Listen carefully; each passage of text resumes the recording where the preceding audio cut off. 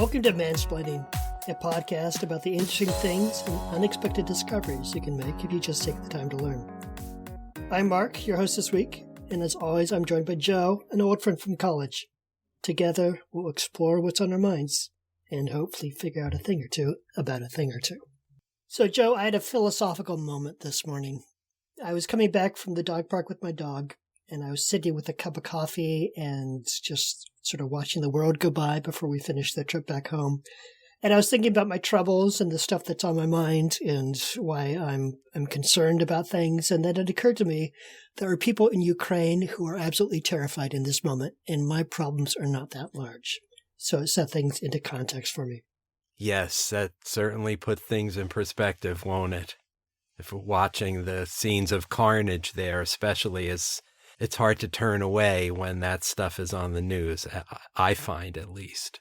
Yeah, but today's episode is something closer to home, which is that this is a podcast, Mansplaining, that has touched on homelessness in a couple of ways here and there. And I'm aware of two schools of thought on how ordinary people like you and me can contribute to causes such as homelessness. Broadly speaking, that we can contribute to charitable organizations or we can give money directly to the poor. And there are people who really feel that one of those two choices is the best way to go. Either fund the experts who have spent a lot of time thinking about how best to eradicate social issues, or give the money directly to the most needy and let them make their own choice of how to deal with it. And so, Joe, I forced you into the artificial position of considering those two options and choosing one over the other. So what did you come up with? Yeah, so another excellent question, Mark. When I speak my piece, you're gonna understand more why I say that's an excellent question, because it really made me grapple with my own preconceived notions, more so than a lot of other questions we've explored on Mansplaining. But by way of full disclosure, I want to reiterate what I mentioned at the end of our last episode, which is that I've worked for nearly 3 decades for a public media company that is itself a 501c3 charitable organization. So I have You have some skin in the game, is what you're saying. I have some skin in the game, and I have a prior erring on the side of organizations as opposed to individuals, I guess is the way I would put it. Totally fair. It's also worth noting that I already had a point of view on this question before you asked me about it. As a longtime New York City resident, I frequently encounter homeless people on the street or in the subway, and I almost never give them cash from my pocket for exactly the reason you mentioned in your question when you put it to me last time, which is the belief that my money is wasted if they use it to purchase things like cigarettes, drugs, or alcohol. Right, yeah. If I have food with me, I will occasionally give them that, but almost never money. Right. So I came to your question having already answered it in my own behavior. But instead of just seeking evidence to bolster my opinion, I used this opportunity to challenge my beliefs and decide whether there's merit to the other way of thinking. And that's what I really want to thank you for, because that was a really fruitful process. I'm going to give you my conclusion near the end, but I'll tell you right now that there's a lot of merit to the other way of thinking. That's actually where I want us to start. Okay. Here's a little thought experiment from one of the articles I read in my research, and which I'll cite in the sources for this episode on our Facebook page. Imagine it's lunchtime on a nice sunny day, and you're about to eat a sandwich on a park bench. A homeless person approaches you and asks for a few dollars to buy lunch. Would you give him the cash he asked for, your sandwich, or nothing? Now, I just answered that if I give anything, it would be my sandwich. How about you, Mark? I'm going to be totally transparent here. Like, just assume that the people listening to the podcast already have a low opinion of me and say that I have a long history of giving nothing in that context. Right. Okay. Now, imagine the same sunny day, you're on that same bench about to eat your sandwich, and I approach you asking the same question as the homeless guy. I need a few bucks to buy lunch. So same question, Mark. Would you give me a few bucks out of your wallet or your sandwich or nothing? I think the biggest difficulty for me, this is not exactly answering your question, is that I don't carry cash these days. So I would not have a few bucks in my wallet, but if I had them, I would give them to you. Right. Okay. I would also give you the money, for the record. Now, most people who are presented with this hypothetical opt to donate their sandwich or nothing to the homeless person and their cash to the friend. Right, because they know where the money is going. Yeah. So the interesting question is why this difference exists. So I want to talk about that for a few minutes. Psychologists who study this subject think we help differently because we believe the two recipients will use our aid differently. We're skeptical about the homeless person's likeliness to spend the cash wisely or even to spend it on food at all, whereas we have no doubt that our friend will spend the money appropriately. Our beliefs about how recipients use charitable aid come from our perceptions of their minds, how rational they are, how much self-control they possess. Yeah. When people seem less rational, like the stereotypical view of homeless people, we're more concerned that they'll misuse the aid. So when we donate the sandwich instead of the cash, we're limiting the recipient's choice, as there's only one thing they can do with the sandwich. Yeah. Psychologists refer to such choice-limiting assistance as paternalistic. Numerous studies indicate that when aid is paternalistic, the recipients of that aid are less likely to accept it or reciprocate, and more likely to resent it. Sure. By contrast, donating cash is less paternalistic and more agentic. And that's a word I'd never heard before, but just simply means agency creating. It's more agentic because it allows recipients to choose how to help themselves. They could use the money to buy the same sandwich you were eating, or any other sandwich, or a different type of food altogether, or a non-food item. People who receive help prefer that it be agentic in nature, while people who provide help prefer it to be paternalistic. There's a complicated reason for that based in the lesser minds problem. I put quotations around that. And no, that's not a description of Republican politicians.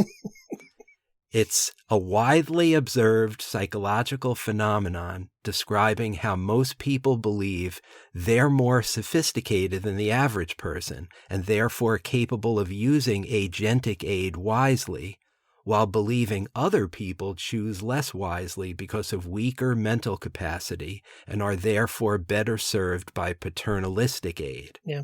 I should point out that that's a very widespread trait among human beings, is that we tend to assume that we're all above average.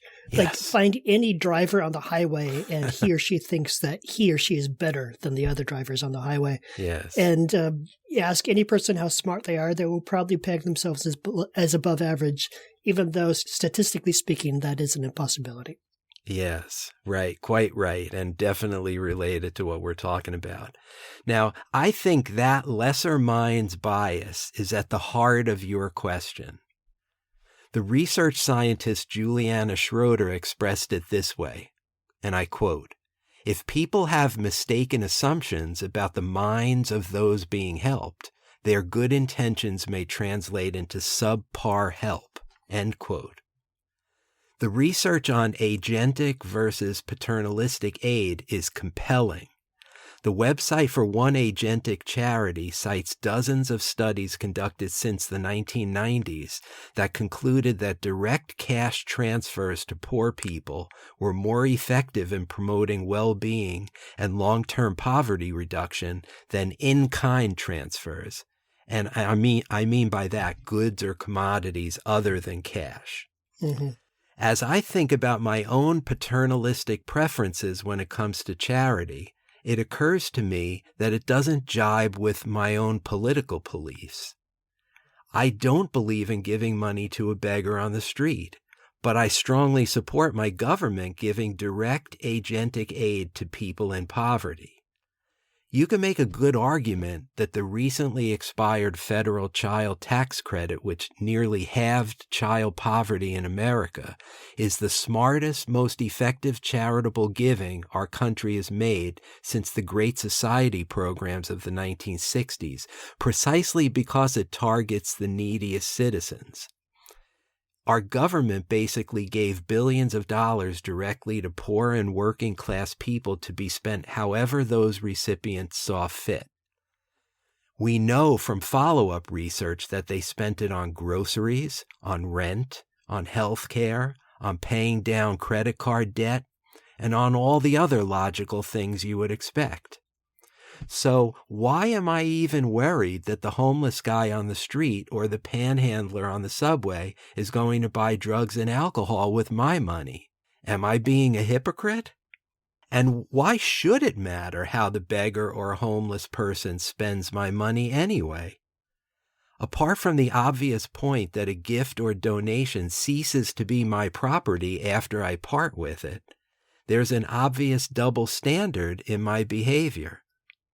I don't refrain from tipping my server in a restaurant or the guy who delivers my pizza for fear that they would use the money to buy alcohol or drugs. If you think about it, employed people might be more likely to do that because they presumably have more financial flexibility to spend my tip money wastefully.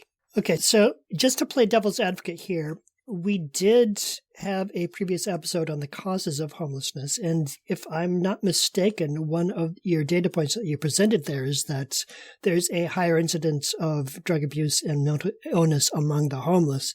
And so let's say, the devil's advocate response is you don't give money to people who already have a problem because they might want to spend it on groceries, but they're not mentally or physically in a position to do so. Yes, that is certainly a dilemma, and I am going to mention that a little bit later, but I'm also going to mention the other side of that, which is the people you think are functional who are not spending your money the way you would want them to spend it. So I'm going to present both sides of that. And I just wanted to establish at this early juncture that there are some good reasons to doubt my negative preconceptions about giving cash to a beggar. Right. So what I've done is to prepare a couple of lists for what I'm going to call the case for giving directly and the case for not giving directly. So let me start with the case for giving directly. Right. 1, the most basic reason. It's an act of kindness, and kindness is its own reward, both to the recipient and the giver. Yeah. Generosity is never wrong. That's why I never tell people not to give money to the homeless or to beggars, even though I don't do it myself. Yeah, that reminds me of one time. Like you, I don't often give money to people on the street, but I have on occasion. One comes to mind, which is, it was the day after my dog died, and I loved that dog very much, and I was very sad that day, and I came across a guy on the street, and he didn't even ask for money. I just took out my wallet, found a $20 bill, and gave it to him. And something about that in the context of mourning my dead dog just made me feel better. Just not about myself, like that I'm a better person. It just made me feel better about being alive that day. Yeah, I mean, humans are capable of that kind of empathy, and I don't think that should ever be squelched because of some fears about what the recipient's going to do with it. Yeah. Number 2, that spare change or those few singles you give to somebody on the street might be negligible to you, but it could make the difference for a homeless person between having or not having a meal or a toothbrush or a warm pair of socks. Right. And then 3, there's the agentic argument I made earlier. People should have the agency to make their own decisions. It's a simple economic argument that people know what they need, and if they have the money, they'll spend it accordingly. Right. We already talked about how most people give lunch money to their friends agentically, with no strings attached. But here's another example. When we buy that cheesy sweater or necktie for a friend or family member for Christmas, we know up front that they might return the gift, so we include the gift receipt in the box. In other words, we know they might repurpose our charitable donation in ways that we did not intend, and that's okay with us. So why is it somehow not okay for the panhandler or homeless person to do the same? It also occurs to me that maybe part of getting off the street is making those decisions for yourself, establishing a habit and a discipline of spending money in the right place. And so Yes. in a way, you could almost think of it as a training program for buying groceries, paying your rent, doing the things that you need to do in order to get your feet back under you. Yes, exactly. And I'm going to have more to say about that as well. So you're anticipating what I'm going to talk about. Let me get back to the case for giving directly. Number 4, a little humility is in order here as well.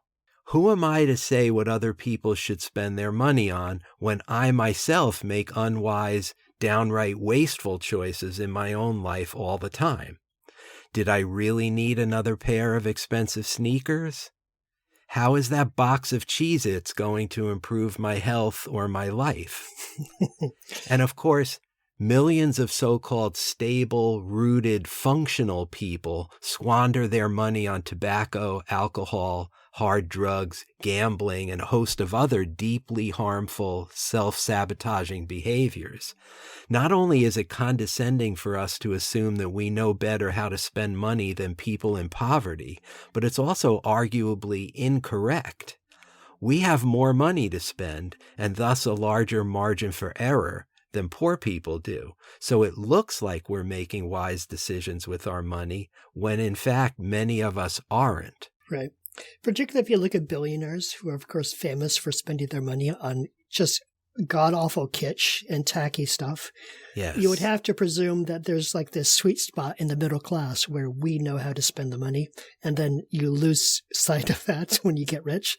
And so it's like a bell curve in terms of financial acuity. Sure.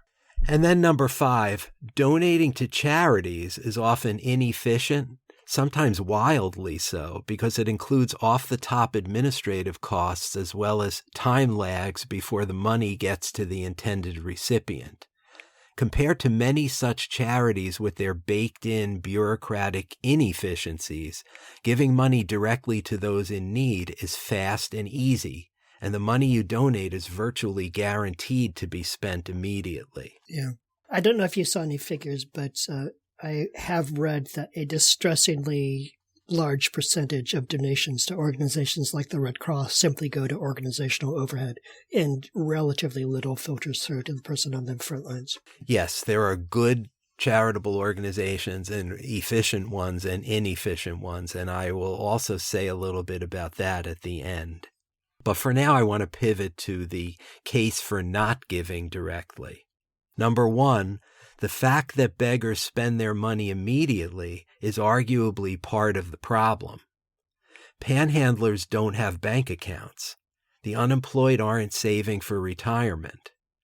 Given their often dire circumstances, they're incentivized to spend most of their money quickly, and that creates a tendency to focus on fleeting, short-term relief, quick fixes like cheap junk food to sate their hunger or drugs and alcohol to dull their pain, rather than long-term needs like health care or family.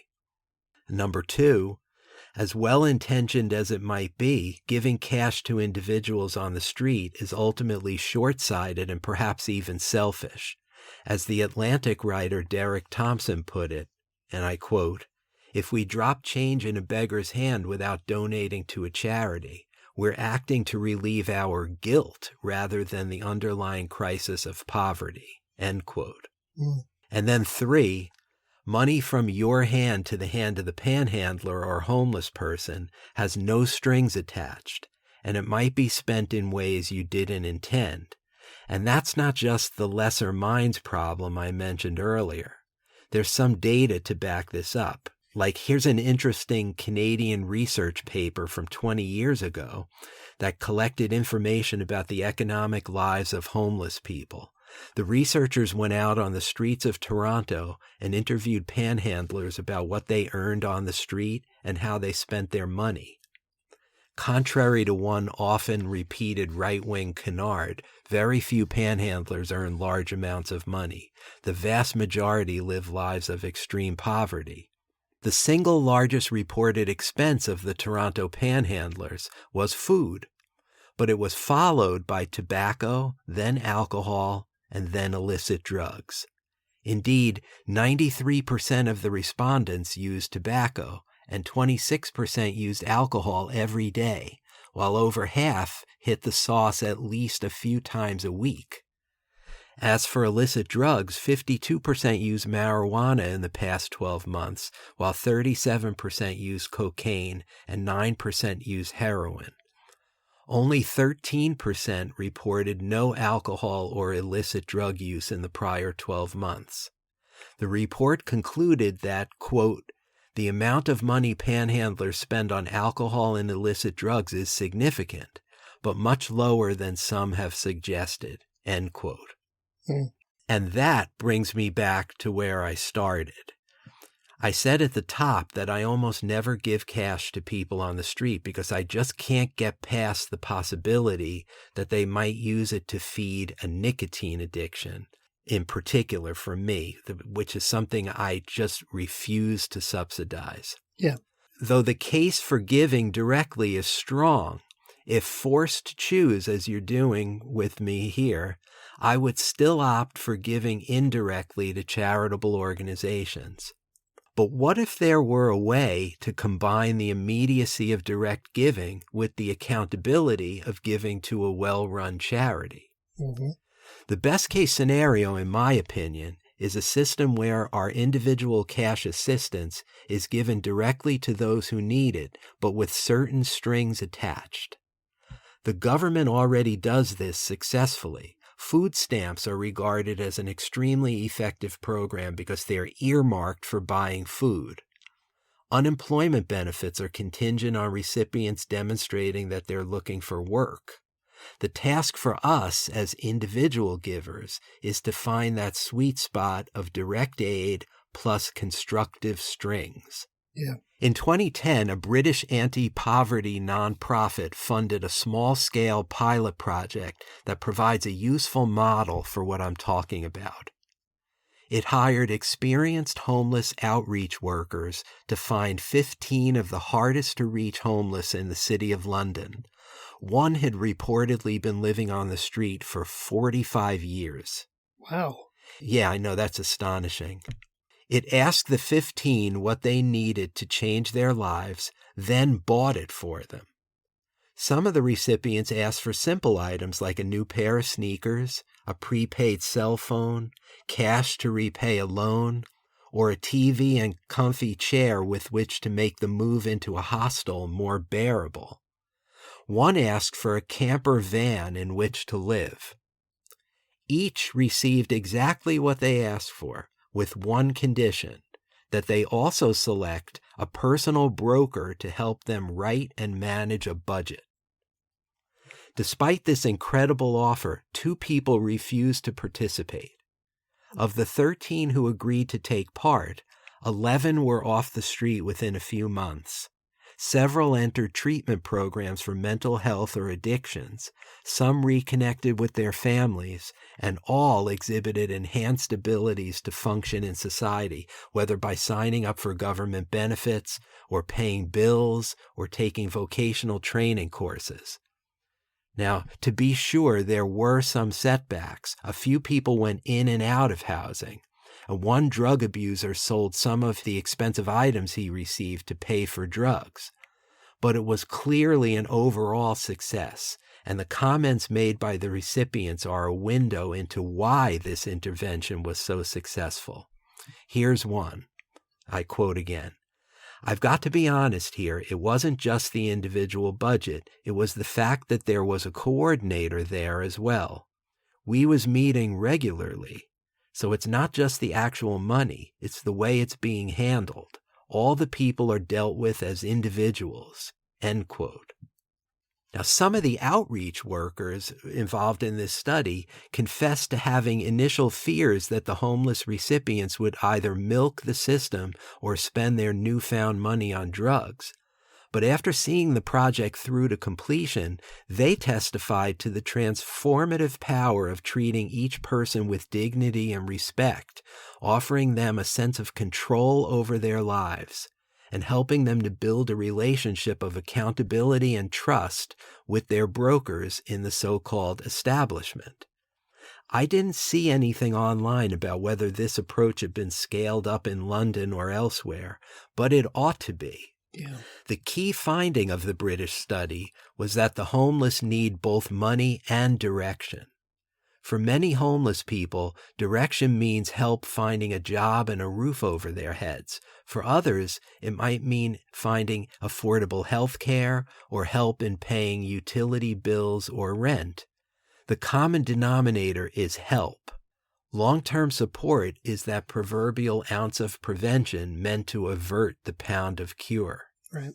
And lest you think that ounce of prevention is too expensive to provide to every homeless person, the sad truth is that American taxpayers already spend way more than that on policing, incarcerating, and providing emergency health care to the homeless. A direct, targeted cash infusion with helpful strings attached is actually the cheaper and far more cost-effective approach. So, what about giving our money to groups that do work like I just described? If you want to direct your giving to organizations as opposed to individuals, you certainly have a lot of choices. There are more than 1.5 million charitable organizations in the United States alone. But not all of them do the kind of direct agentic giving that I'm talking about. Many of the most well-known charities, like the Red Cross, for example, provide paternalistic aid to recipients in the form of food, clothing, and shelter. But there are a growing number of charities that provide agentic aid by donating cash directly to people in need. Give Directly is a good example. It makes direct, unconditional cash donations to people living in poverty in Africa. If you want to zero in on the best-run charities, then Charity Navigator is the website for you. If you're looking for the biggest and best bang for your buck, then check out GiveWell, which ranks charities by maximum impact per dollar. I'll provide links for the websites of all these organizations in my sources on our Facebook page. So as for me, I'm going to look for charities that do agentic giving. What you do is up to you, of course, but if I can offer one piece of advice based on the research and thinking I've done for this episode, it's this. Don't not give to charity because of fears about how your money will be spent. If that's your concern, then log on to one of those sites I just mentioned and figure out how best to apportion your generosity. Or just give your spare change to that panhandler on your street. Either way, the world gets a tiny bit better. What do you think, Mark? Yeah.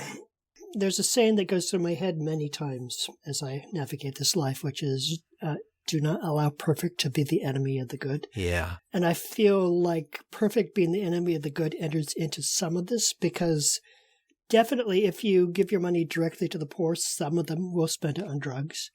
And if you think that person's decision is enough reason for you not to give any money directly to the poor, then that's a reason to funnel your money towards organizations. But then it's not perfect on the other side there. So you start being concerned about overhead and executive salaries with like the big charities and misuse of funds. And then you end up giving nothing when in fact, probably the best orientation is to understand that sure, like a certain number of cents of any dollar you give is going to be wasted no matter where it goes. But at the end of the day, it's just important to give. Agreed. And I think that decision not to give individually because some of it might be spent in ways you don't want it to be. You know, this is the way I've challenged my beliefs because that was my belief coming in. And I now fear that that's a kind of a holier than thou attitude because we ourselves are spending our money on ridiculous, wasteful things. But it's not just us. I mean, it also infuses the charitable community because I used to work at a large charity here in the Seattle area. And I remember hearing a story on one of the days at work about how they had learned working with smallholder farmers in Africa to funnel the benefits to the women in the family rather than the men, because if you sent the benefit directly to the men, they would tend to spend it on beer.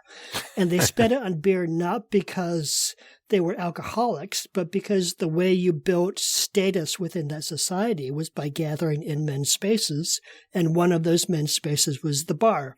So you would go in, you'd buy a drink from your friends, and that's how you rose in society and, developed these systems of association and your status within the community.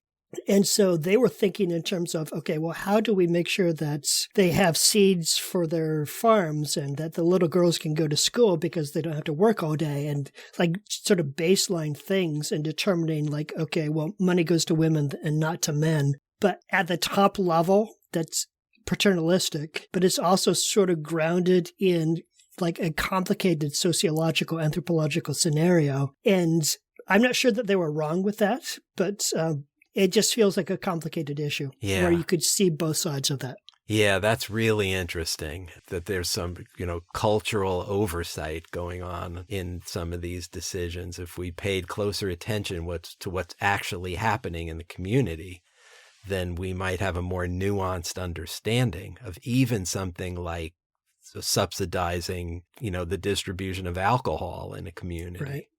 That's interesting. I'm also reminded of something that I've read every now and then, which is what hospital nurses hear from people when they're dying.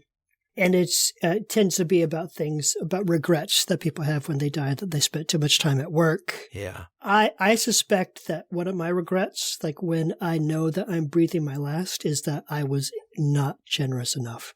Because I grew up poor. I don't know if you know that about me. I did. And that gave me a lot of insecurities where money is concerned. So I tend to be a chipmunk with money. I just put it up in a big pile, and I'm constantly saving for that rainy day. And even when the day is rainy, I don't think it's rainy enough. Like I'm preparing for the truly rainy day. Right. And I don't have kids to leave my money to. If I get to the end of my life and I got a big pile that's not doing anything, I'll feel like I wasted it. Like I missed my opportunity to be generous. So do you want to say for the record where you stand on this question you put to me about direct giving versus indirect? My own personal approach has been a little bit of both. So kind of what you're doing. There's one charity here in Seattle that just sort of brings a tear to my eye, which is called Child's Play, where they give toys to children in hospitals. And I'm happy to contribute to them. But my other charitable activity is intermittently just giving cash to people on the street. And I remember when I was in grad school, I was with a group of people and we were drinking, and there was a guy there who I didn't know very well, but he was one of those guys who at grad school parties was always the most outspoken person in the room, if you remember that sort of student, the guy who would just be the focus of attention. And he articulated a point of view on this issue, which is he said he's heard that you're not supposed to give money to the homeless because they might spend it on alcohol or drugs. And he said, I don't mind. Like, they're living on the street. If they want to get a buzz on, I don't see how that's a problem for me. And like, just make that day a little bit easier. And I can see the sense in that. Life is hard. If the way to get from today to tomorrow is sometimes by way of a bottle of beer, I'm not going to say that that's always the wrong choice. Yeah, I hear you, and I'm sympathetic to that. The line I draw is strangely at nicotine addiction, because I just think that's such an evil industry, and with zero redeeming value, that I just can't bring myself to give money to somebody who I think is going to buy a pack of cigarettes with it. I just can't do it. Yeah, I'm with you. I share your perspective on the cigarette industry, the tobacco industry. Yeah. I understand that. All right, as we move on, are you ready for your question for next time? Lay it on me. Okay, for this next question, Mark, I'm going to ask you to make the same kind of binary choice that you just asked me to make in this episode. Okay. But instead of choosing between giving money to the guy on the street versus giving to an established charity, I want you to choose between daylight saving time and standard time. Oh, the key issue of the day, in other words. Yes. Well, you can call us a lot of things in mansplaining, but timely is one of them. You better call us. So you may have heard, Mark, I'm sure you did, that the U.S. Senate recently passed a resolution by a unanimous voice vote authorizing that we make daylight saving time permanent. Now, who knows if it will pass the House or be signed by the president, but it touched off a national debate involving politicians, business people, and even sleep scientists. So I want you to assess the arguments on both sides, come back and tell me which one is better and why. Okay? Okay. And I can already see the headline. Do not sleep on this episode of Mansplaining. Yes. Okay, that's it for this week. If you would like to leave comments on this episode, we do have a Facebook page. If you've been listening to any of these episodes, you already know all about it. But if you're new to Mansplaining, you can find our Facebook page at Mansplaining the Podcast. We post all of our sources there, so you can do your own homework. You can post questions. You can always just post an original question, and maybe Joe and I will run it down in a future episode. If you would like other people to discover this episode, the best way to do it is to leave a review, a rating and review on your podcast source of choice. So that could be iTunes, it could be Spotify, it could be wherever you get your podcasts. But otherwise, that's it for this week. That was Joe. This is Mark. And thank you for spending your time with us. We'll talk to you next time. That's it for this edition of Mansplaining. Mansplaining is brought to you by Joe and Mark and nobody else. Thank you for hanging out with us for a little bit, and we'll see you next time.